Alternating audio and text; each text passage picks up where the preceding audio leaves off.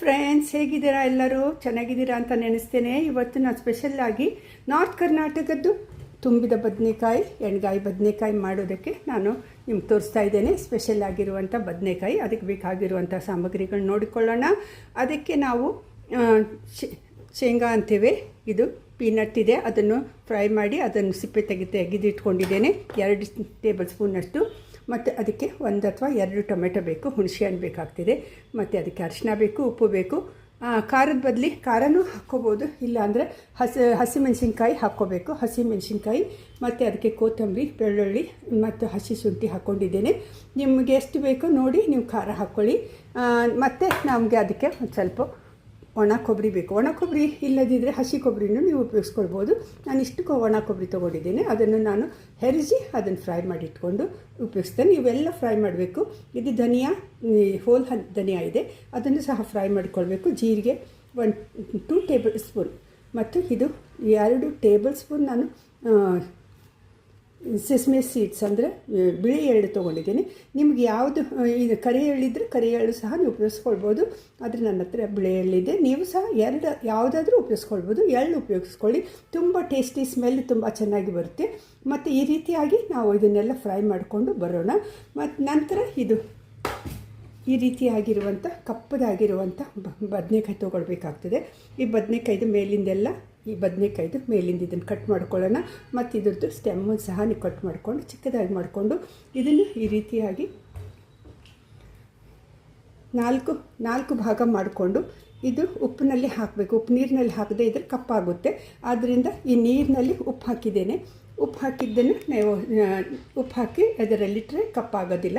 ಆದ್ದರಿಂದ ಈ ರೀತಿಯಾಗಿ ನೀವು ಕಟ್ ಮಾಡಿಕೊಂಡು ಯೂಸ್ ಮಾಡಿರಿ. ಅದರಲ್ಲಿ ನಾವು ಏನೇನು ತುಂಬ್ಕೊಳ್ಬೇಕು, ಅದನ್ನು ಯಾವ ರೀತಿಯಾಗಿ ಗ್ರೈಂಡ್ ಮಾಡ್ಕೊಂಡು ಬರಬೇಕೆಲ್ಲ ನಾನು ಹೇಳ್ತಾ ಇದ್ದೇನೆ. ಇವನ್ನೆಲ್ಲ ಗ್ರೈಂಡ್ ಮಾಡ್ಕೊಂಡು ಬರಬೇಕು. ಮತ್ತು ಇದನ್ನು ಮಾತ್ರ ನಾವು ಫ್ರೈ ಮಾಡಿಕೊಂಡು ಗ್ರೈಂಡ್ ಮಾಡ್ಕೊಂಡು ಬರಬೇಕು. ಮತ್ತು ಅದಕ್ಕೆ ಶೇಂಗಾನೂ ಹಾಕಬೇಕು, ನಾವು ಪೀನಟ್ಟು ಸಹ ಅದ್ರ ಜೊತೆ ಹಾಕಬೇಕು. ಹುಣಸೆ ಹಣ್ಣು ರಸ ಬೇಕಾಗ್ತದೆ ಸ್ವಲ್ಪ, ಮತ್ತು ಅದಕ್ಕೆ ಬೆಲ್ಲ ಸಹ ಬೇಕಾಗ್ತದೆ. ಸ್ವಲ್ಪ ರುಚಿಗೆ ತಕ್ಕಷ್ಟು ಬೆಲ್ಲ, ಸ್ವಲ್ಪ ಹುಣಸೆ ಹಣ್ಣು ಹಾಕ್ಕೊಂಡು ನಾವು ಅದನ್ನು ಉಪಯೋಗಿಸ್ಕೊಳ್ಬೇಕು. ಈಗ ನಾನು ಅದನ್ನೆಲ್ಲ ಫ್ರೈ ಮಾಡ್ಕೊಂಡು ಬರ್ತೀನಿ.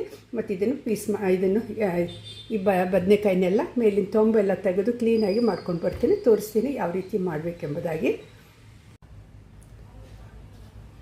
ನೋಡಿ, ಇವಾಗ ಇದನ್ನು ಮೇಲಿಂದ ಎಲ್ಲ ಕಟ್ ಮಾಡಿಕೊಂಡು ಕ್ಲೀನ್ ಬಂದಿದ್ದೇನೆ. ಇವಾಗ ಇದರಲ್ಲಿ ನಾವು ಮಸಾಲೆ ಎಲ್ಲ ತುಂಬಬೇಕಾಗ್ತದೆ.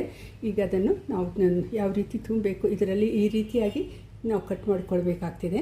4 ಭಾಗ ಮಾಡಿಕೊಂಡು ಇದು ಉಪ್ಪು ನೀರಿನಲ್ಲಿ ಹಾಕಿದ್ದೇನೆ, ಇಲ್ಲಾಂದರೆ ಕಪ್ಪಾಗಿಬಿಡುತ್ತೆ. ಈ ರೀತಿಯಾಗಿ ಮಾಡಿಕೊಂಡು ನಾವು ಅದನ್ನು ಮಸಾಲೆ ಎಲ್ಲ ಗ್ರೈಂಡ್ ಮಾಡಿಕೊಂಡು ತೊಗೊಂಡು ಬರೋಣ. ನೋಡಿ ಫ್ರೆಂಡ್ಸ್, ಇದನ್ನು ಗ್ರೈಂಡ್ ಮಾಡ್ಕೊಂಡು ಬಂದಿದ್ದೇನೆ. ಇವಾಗ ಇದನ್ನು ಈರುಳ್ಳಿ ಸಹ ಅದರಲ್ಲೇ ಹಾಕಬೇಕು, 1 ಪಲ್ಸ್ ಮಾಡಬೇಕು. ಮತ್ತು ಇದರಲ್ಲಿ ನಾನಿವಾಗ ಎಲ್ಲ ಇದನ್ನು 4 ಪಾರ್ಟ್ಸ್ ಮಾಡ್ಕೊಂಡು ಬಂದಿದ್ದೇನೆ. ನಿಮ್ಮದು ಈ ರೀತಿಯಾಗಿರೋದಾದರೆ ಬೀಜ ಜಾಸ್ತಿ ಇರ್ತದೆ, ಟೇಸ್ಟ್ ಇರೋದಿಲ್ಲ. ಆದರೆ ಈ ರೀತಿಯಾಗಿ ಇರೋದಾದರೆ ನೋಡಿ, ಇದು ಸೀಡ್ಸೇ ಇಲ್ಲ. ಈ ರೀತಿ ಸೀಡ್ಸ್ ಇಲ್ಲದಂಥದ್ದು ತುಂಬ ಟೇಸ್ಟಿಯಾಗಿರುತ್ತೆ. ನೋಡಿ, ಸೀಡ್ಸ್ ಇಲ್ಲ ಇದರಲ್ಲಿ. ಈ ರೀತಿಯಾಗಿ ಸೀಡ್ಸ್ ಇಲ್ಲ ತೊಗೊಳ್ಳಿ. ಸೀಡ್ಸ್ ಇದ್ದರೆ ತುಂಬ ಒಂದು ಸ್ವಲ್ಪ ಕಹಿ ಬರುತ್ತೆ, ಒಗರು ಬರುತ್ತೆ. ಅದಕ್ಕಿಂತ ಈ ರೀತಿ ಸೀಡ್ಸ್ ಇದ್ದರೆ ಅದು ನೋಡಿ, ಎಲ್ಲಾದರೂ ಹುಳುಕ ಇದೆ ಏನೋ ನೋಡಿ, ಹುಳ ಅಥವಾ ಏನಾದರೂ ಕೆಟ್ಟಿದ್ದಾದರೆ ಅದನ್ನು ತೆಗೆದು ಹಾಕಿಬಿಡಿ. ಮತ್ತು ಇವಾಗ ನೀವು ಇದನ್ನು ನಾನು ಯಾವ ರೀತಿ ಮಾಡ್ತಾಯಿದ್ದೇನೆ ಆ ರೀತಿಯಾಗಿ ನೀವು ಇದನ್ನು ಫ್ರೈ ಮಾಡ್ಕೊಂಡ್ಬಿಡಿ. ಎಣ್ಣೆಯಲ್ಲಿ ಹಾಕಿ ಇದನ್ನು ಫ್ರೈ ಮಾಡ್ಕೊಂಡು ಬಂದು, ಮತ್ತು ಇದನ್ನು ಇದರಲ್ಲಿ ಮಿಕ್ಸ್ ಮಾಡಿ, ಈರುಳ್ಳಿಯನ್ನು ಇದರಲ್ಲಿ ಮಿಕ್ಸ್ ಮಾಡಿ 1 ಪಲ್ಸ್ ತಗೊಂಡು ಇದರಲ್ಲಿ ಮಿಕ್ಸ್ ಮಾಡ್ತಾಯಿದ್ದೇನೆ. ಈಗ ನಾನು ಇದನ್ನು ಫ್ರೈ ಮಾಡ್ತೇನೆ. ನೋಡಿ, ಇವಾಗ ಎಣ್ಣೆ ಹಾಕಿ ಇದರಲ್ಲಿ ನಾನು ಇವಾಗ ಇದನ್ನು ಬಾಡಿಸ್ಕೊಳ್ತಾ ಇದ್ದೇನೆ. ಸ್ವಲ್ಪ ಅದು ಮುದುಡಿದ ಮೇಲೆ, ಎಲ್ಲ ಸ್ವಲ್ಪ ಬಾಡಿದ ಮೇಲೆ ಇದನ್ನು ತೆಗೆದು ಇದರಲ್ಲಿ ನಾವು ಮಸಾಲೆ ತುಂಬೋಣ. ಖಾರ ನೋಡಿ, ಉಪ್ಪು ನೋಡಿ, ಅರಿಶಿನ ನೋಡಿ, ಎಷ್ಟು ಬೇಕೋ ಅಷ್ಟು ಹಾಕ್ಕೊಳ್ಳಿ. ಟೇಸ್ಟಿಗೆ ತಕ್ಕಂಗೆ ಉಪ್ಪು ಖಾರ ಹಾಕ್ಕೊಳ್ಳಿ.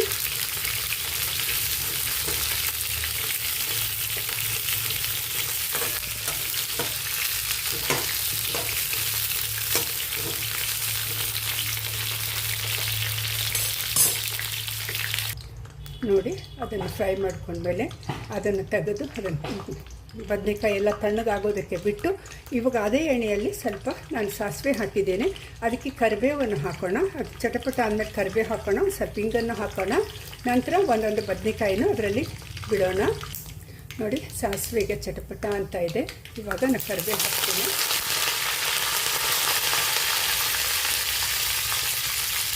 ಅದಕ್ಕೇ ಸ್ವಲ್ಪ ಹಿಂಗನ್ನು ಸಹ ಹಾಕ್ತೇನೆ.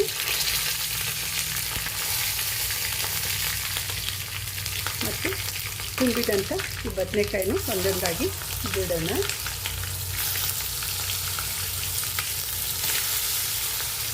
ಇದರಲ್ಲಿ ಈರುಳ್ಳಿ ಇದೆ, ಇವಾಗ ಟೊಮೆಟೊನೂ ಇದೆ. ಅದಕ್ಕಾಗಿ ನಾನು ಅದಕ್ಕೆ ಸ್ಪೆಷಲಾಗಿ ಮತ್ತು ಈರುಳ್ಳಿ ಮತ್ತು ಟೊಮೆಟೊ ಹಣ್ಣು ಕೊಯ್ದು ಹಾಕಲಿಲ್ಲ. ಈ ರೀತಿಯಾಗಿ ಒಂದೊಂದು ಹಾಕೋಣ.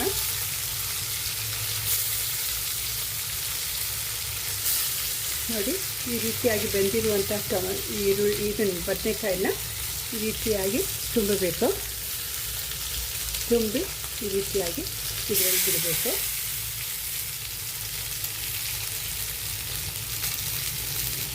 ನೋಡಿ, ಈ ರೀತಿಯಾಗಿ ತುಂಬಿ ಇದರಲ್ಲಿ ಬಿಟ್ಟು ಇವಾಗ ಅದು ಬೇಯಲಿಗಾಗಲೇ ಬೆಂದಿದೆ. ಅದು ಸ್ವಲ್ಪ ಬೇಯಲಿಡೋಣ, ಮುಚ್ಚಿಡೋಣ.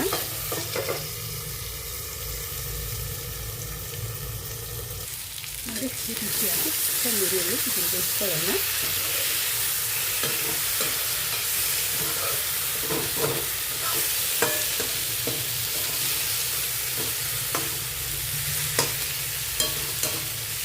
ಇದಕ್ಕೆ ಗ್ರೈಂಡ್ ಮಾಡಿದಂಥ ನೀರನ್ನು ಸಹ ಹಾಕ್ಕೊಳ್ಳೋಣ.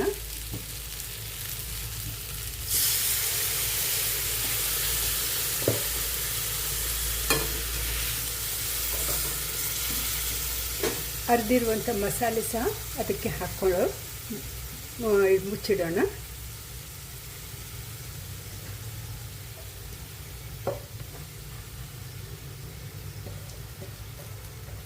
ನೋಡಿ, ನಿಮ್ಗೆ ಎಷ್ಟು ಖಾರ ಬೇಕೋ, ಎಷ್ಟು ಇದು ಬೇಕೋ ಎಲ್ಲ ನೋಡ್ಕೊಂಡು ಹಾಕ್ಕೊಳ್ಳಿ.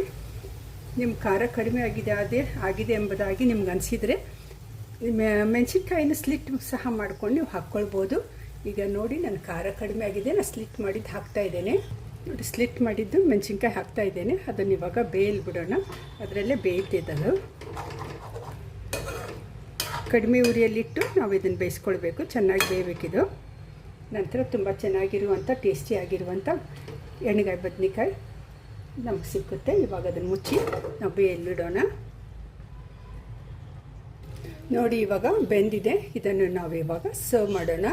ವಾವ್, ಯಮ್ಮಿ ಆಗಿರುವಂಥ ರುಚಿಕಟ್ಟಾಗಿರುವಂಥ ಎಣ್ಣೆಗಾಯಿ ಬದನೆಕಾಯಿ ರೆಡಿಯಾಗಿದೆ. ಇದನ್ನು ನೀವು ತಿಂದು ನೋಡಿ ಮಾಡಿ ನಾನು ಕಮೆಂಟ್ ಬರ್ರಿ. ನೀವು ಮಾಡಿ ಇನ್ನೊಬ್ರಿಗೂ ಶೇರ್ ಮಾಡಿರಿ. ಮತ್ತು ನಾನು ಸಬ್ಸ್ಕ್ರೈಬ್ ಮಾಡಿಲ್ಲ ಅಂದರೆ ಸಬ್ಸ್ಕ್ರೈಬ್ ಮಾಡಿರಿ, ಲೈಕ್ ಮಾಡಿರಿ. ಎಲ್ಲರಿಗೂ ನೀವು ಎಕ್ಸ್ಪ್ಲೇನ್ ಮಾಡಿ ಈ ರೀತಿಯಾಗಿ ಮಾಡಿಕೊಂಡ್ರೆ ತುಂಬ ಚೆನ್ನಾಗಿರುವಂಥ ಟೇಸ್ಟಿಯಾಗಿರುವಂಥ ಎಣ್ಣೆಗಾಯಿ ಬದನೆಕಾಯಿ ಮಾಡೋದು ಬರುತ್ತೆ ಎಂಬುದಾಗಿ ನೀವು ಹೇಳಿ ಎಲ್ಲರಿಗೂ ಎನ್ಕರೇಜ್ ಮಾಡಿರಿ. ನನಗೂ ಸಹ ಎನ್ಕರೇಜ್ ಮಾಡಿರಿ. Thank you so much for watching. God bless you all.